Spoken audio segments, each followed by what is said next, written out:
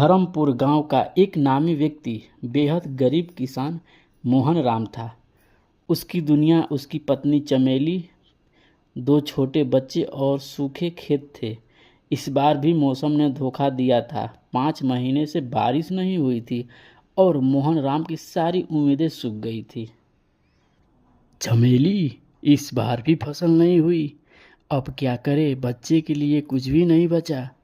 तुमने जो मेहनत की है भगवान जरूर देख रहा होगा, कोई रास्ता जरूर निकालेगा। रात को आकाश में बिजली कड़कने लगी और तेज बारिश शुरू हो गई, लेकिन अब कोई फसल नहीं थी जिसे बचाया जा सके।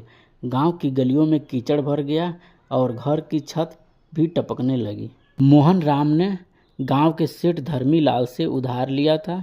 अगली सुबह वो कर्ज चुकाने गया। अभी तू देगा क्या? खेत भी बंजर और जेब भी खाली। जमीन मेरे नाम कर दे और चलता बन। सेठ जी, वो मेरे बाप दादा की जमीन है, मत छीनिए। अब कागज में वो मेरी है, जा भाग यहाँ से।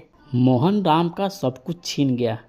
वो टूट चुका था लेकिन हार नहीं मानी। एक दिन वो जंगल में लकड़ियाँ काट रहा था, तभी उसे एक चट्टान की दीवार में जुड़ी एक पुरानी लोहे की कुंडी दिखाई दी।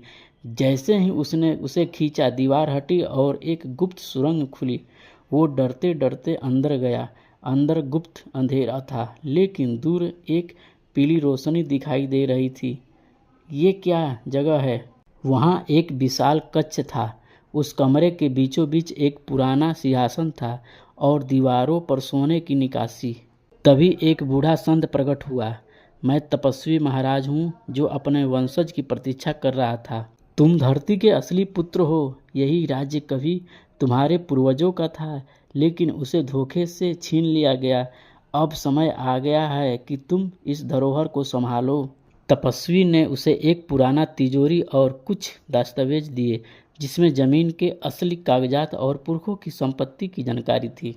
तुम इस गांव के असली मालिक हो, लेकिन तुम्हें ये अधिकार तब मिलेगा जब तुम इसे दूसरों की भलाई के लिए इस्तेमाल करोगे।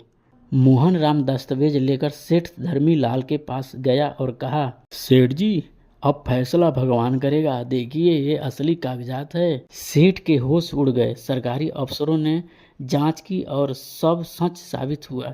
सेठ की संपत्ति जब्त हुई और जमीन